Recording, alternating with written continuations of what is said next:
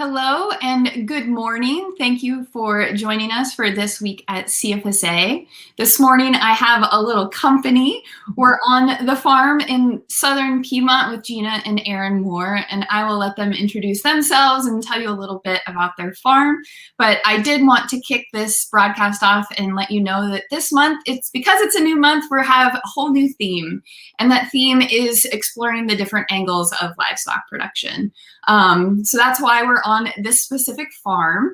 And if Gena's name sounds familiar, or if her face looks familiar, there's a reason for that, but I'll let her tell you why.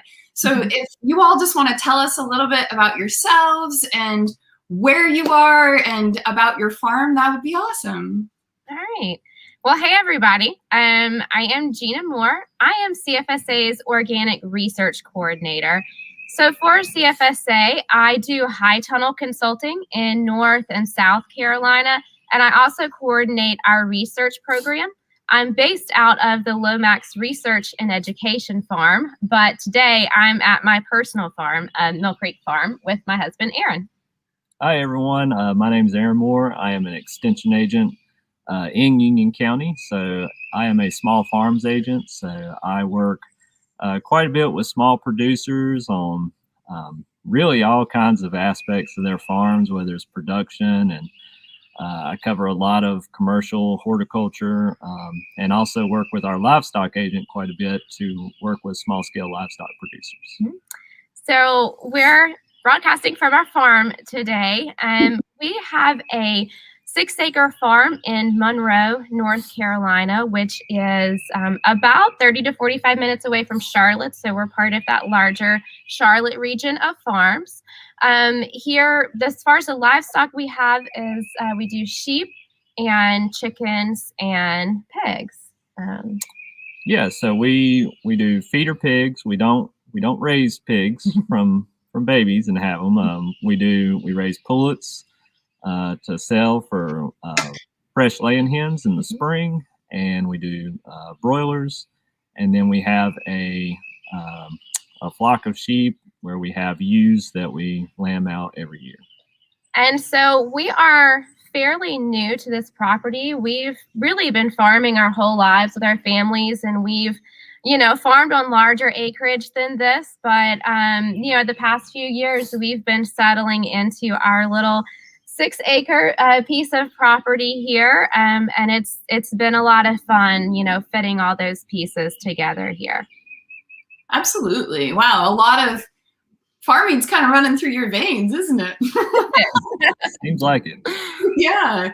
Just to clarify, Aaron, you were talking about feeder pigs and broilers, and in case someone is brand new to this world and didn't know what those terms mean, like what is a broiler hen and what are feeder pigs?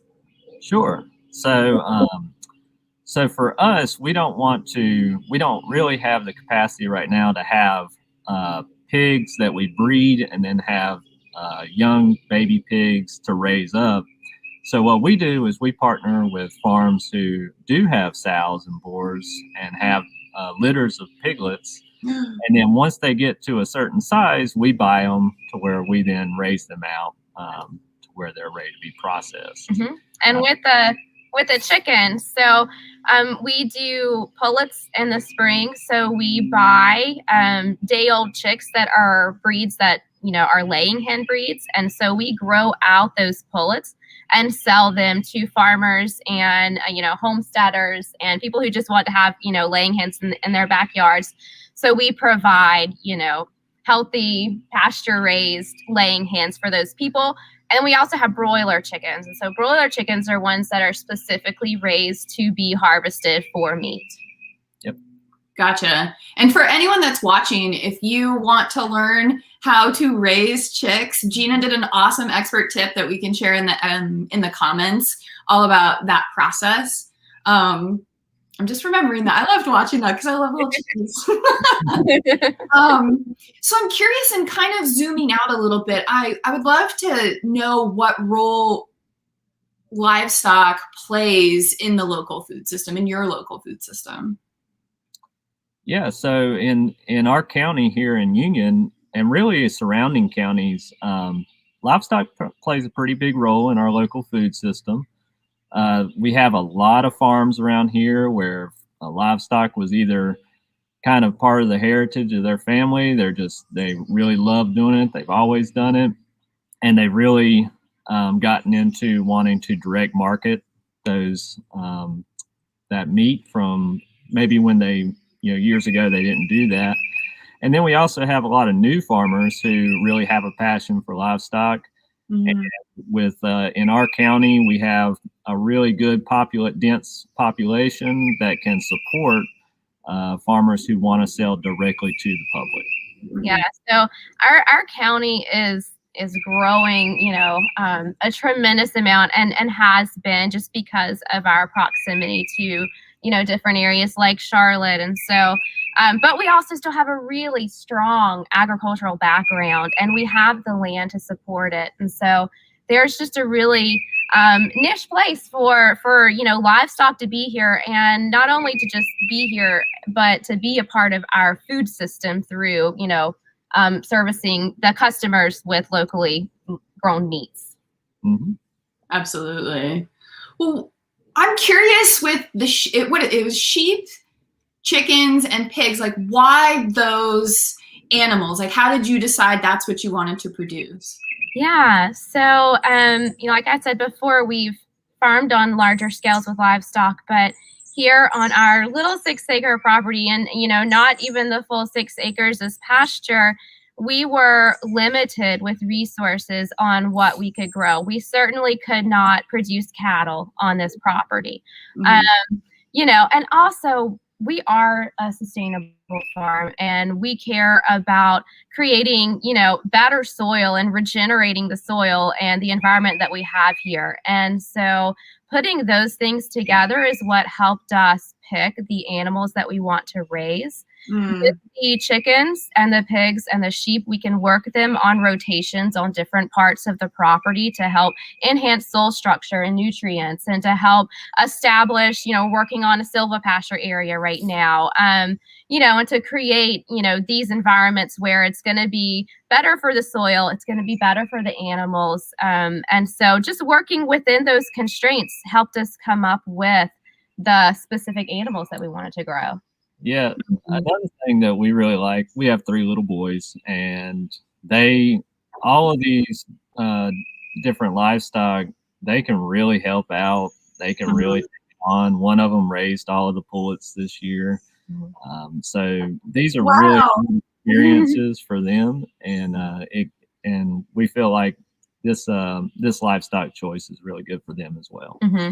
And so we were fortunate enough to kind of come into this property with a lot of knowledge that we've learned from other places, and kind of come up with what worked for us. And Aaron was able to develop a resource based off of our past knowledge and what he's learned here and working with some other people. Do you want to tell them about that resource? Yeah, so through Extension, myself and our livestock agent we worked with NC Choices. We developed a decision-making guide for people who want to get into meat production. So it's a kind of a decision-making guide. It's really there. It's got a lot of graphics, a lot of easy to read information. And it kind of lets you know, hey, if you want to do cows, you probably need to have this much acreage per cow. If you want to do chickens, this is kind of what you're looking at. So if anybody's interested, NC Choices definitely has that on their website, and we can certainly get it to you. Yeah, we can drop the link in the comments afterwards too. And one thing that's also been important to us is that stalking density that Aaron just said. So we not only had to decide what animals we were going to raise, but we've really had to pay attention to our stalking density, which means how many animals we have in a herd, so that we don't overburden the land or overburden our time commitment that we have. So that's been something that's been really important for us. And we're probably like a whole lot of small farms around here. We both work our full-time jobs. We have the farm on the side. And, doing these different species of livestock allow us to raise a batch of pigs up and then take a little break and kind of reset and do some with the time that we have. Yeah, I could ask you so many questions on this because stocking density is a new term for me, and that makes so much sense. With when you talk about sustainability, I think it's easy to think about it in one respect, but personal sustainability to the land, and sustainability to those other animals, that makes a lot of sense. So I'm really grateful to have learned that term, and I can see how that would be such a important factor. We did just get a question from Michael asking, is there a breed that Aaron prefers? I don't know. Do you need more information, or do you feel empowered with that one? Pigs or sheep? Yeah, what you talking about, Michael? Well, I mean, we can go into both. We could talk about different ones. Sure. So, I mean, for me, I really like Berkshire Pigs. They have a really great quality meat, and they grow well. They're going to be more of they're more of a heritage breed, but they are going to put on weight faster than some of your other heritage breeds, and they just have a really good meat to fat ratio. They don't have a overabundance of fat because we don't really use a lot of we use some lard, but we don't use some of your lard breeds. We don't use that much, so we like Berkshire Pigs. For the sheep, we like Dorper, Katahdin crosses. That's kind of what we're looking at trying to develop in the future. For the broilers, for the chickens, we really enjoy Freedom Rangers. We've grown those for years and years, and we've always really liked them, but we do grow Cornish cross out occasionally. Cornish cross are going to grow faster, but we just really like the texture and flavor of the Freedom Rangers, and they really like to get out and forage. For the laying hens that we grow out in the spring, we usually let the kids pick out the breeds that they want to do. So we'll look through catalogs and look at, what type of eggs they lay and are they good layers and their health and their size, and, go through all of that and, pick out usually 2 breeds to grow out there. So making it fun for them, but also, having something that's marketable in our area. And some of the laying hens, some are more suited to a farm. They're going to have a higher production, stronger shells, and some are more novelty. But, with our customers, we can really do both and have those. Gotcha. Michael is perhaps the most enthusiastic commenter we've ever had. I like all those exclamation points and saying freedom's rock. Maybe isn't the biggest fan of raising pigs, and is curious. I know that you all don't raise cattle. Do you have any breeds of cattle that you recommend, or is that outside of your area of jurisdiction there or expertise? Well, cattle, it kind of depends on how you're going to market them and what you're going to do with them. But there's a number of cattle that do well here, and like I said, it's very much how you're going to raise them, because some cattle, if you're going to grain feed, are going to do better than others that are going to produce very well on grass and finish on grass. So, I would say reach out to some of your livestock agents in your counties, talk with them about what your goals are, and they'll be able to try and match you up with something. Tell them how you want to market it too. If you want to take them to a sale, because a lot of our cattle around here if you take them to a sale, the price a lot of times is dictated by what breed they are. So, but if you don't want to do that and you want to sell the meat, then make sure you talk with them about that. Yeah, that makes a lot of sense. Well, thank you for answering that. If you have any other questions, Michael, let us know, or if anyone else has questions. In kind of picking up with the personal sustainability side, I love that you're talking about that you have 3 kiddos and the roles that they play on the farm. And also you've mentioned you both have full-time off the farm jobs. And so I'm just curious, how does having a livestock farm impact the family, the careers? Like, give us the whole picture.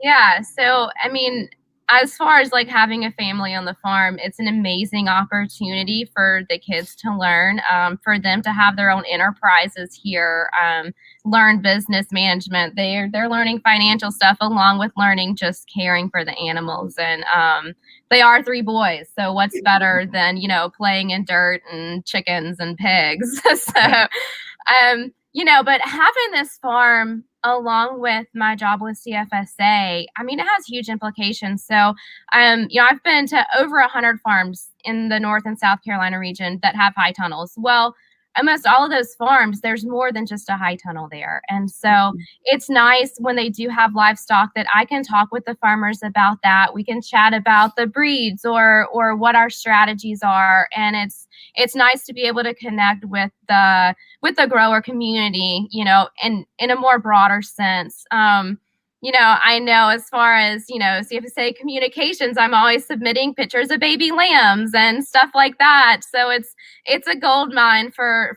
great, photography and things like that I can share with CFSA. So it's really been great. It's given me a well-rounded, wealth of knowledge that I can share with others. Yeah, I mean, I'd have to totally agree. Being a small farm agent, you work with diversified farms, and many times they have livestock and they're asking you questions. And conveying research-based information is great, but sometimes there's no exception for experience. And you can say, hey, I did this and this is what I saw. And, you can put all that together and it just makes you so much better at what you do. Mm-hmm. And, with the pandemic, being able to use our farm to help reach farmers was a pretty big deal, I think, for both of us. Certainly for me. I was able to take some videos out here of what we were doing and just kind of educate the public and keep them engaged when we were all kind of sitting at home and couldn't really go anywhere. So it really helped out there. Mm-hmm. I could imagine. And as CFSA's communication person, I love lambing season on your farm. It is just the best to be able to have. I feel like I'm vicarious. I live in Asheville, in the city, and so my access to those things are limited. So sometimes I feel like I'm vicariously living at your farm through your phone. Well, Michael wants you to know if you want to take on goats, they have some kids for you. Oh, man. See, the reason why we didn't go with goats is because our fencing, we use a lot of temporary fencing, and our sheep respect it. But in my experience in the past, goats will just hop on through. I feel like whoever said the grass is greener on the other side of the fence must have owned goats. So. Oh, I love that. Well, I see we're almost at time here, so I only have one question for you. And that question is, what do you want consumers to know about locally produced livestock? Sure. So the biggest thing that I would want consumers to know is that it is out there and it's accessible. I know that sometimes, trying to find niche products like local meat can be intimidating, but really it's a fairly big industry across North Carolina and South Carolina, so odds are you should be able to find, somewhere near you that is producing, local livestock, and that, there are probably options out there, whether you want chicken or beef or lamb, whatever quantities you want. There should be something there. So, look for maps, go to the farmers market, certainly, things like that, and try to connect with your local farms. Yeah, I know, there's some amazing farms in our county that produce meat. And we have the Visit NC Farms app. Most counties are adopting that now and putting their farms on there. Here in Union County, we have a Union County local food website. There is a website called Meat Suite if you're interested in buying it like in bulk, a little bit of bulk meat. But there's some amazing farms. They all maybe do things a little bit differently. So, ask them questions, develop a relationship with them. Great people and great products out there. And you can get fun with it too. I mean, I've seen people, go in and order a whole pig or a whole cow with a group of people and kind of pick out what cuts you want and stuff like that, which can be a lot of fun. I have be adventurous. Yeah, I have friends that have started growing the broiler chickens, in small batches in their backyards if they're able to, and do it that way. So it can be a lot of fun. Yeah. I love that. Well, thank you so much for your time. And if you are looking to dabble into this world, well, I guess if people have follow-up questions, how can they get in touch with you all?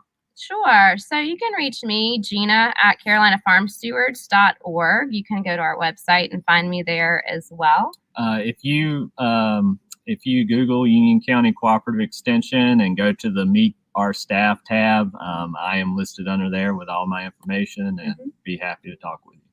Awesome. And just if you're wanting to dive into the sustainable food and local food world, and this is new to you, don't be afraid. You can always reach out to us for resources. You can always ask growers and producers questions. They know their products better than anyone. And there is a space for anyone who wants to participate in this. There's room for you. And it makes an incredible difference pretty much across the board. But that's a whole nother episode that we've already done. Thank you both for your time. And I hope it's a beautiful day on your farm. So I hope it only just keeps getting more beautiful. Thank you, Ashley. Thanks, Ashley. Yeah, talk to y'all soon. Okay.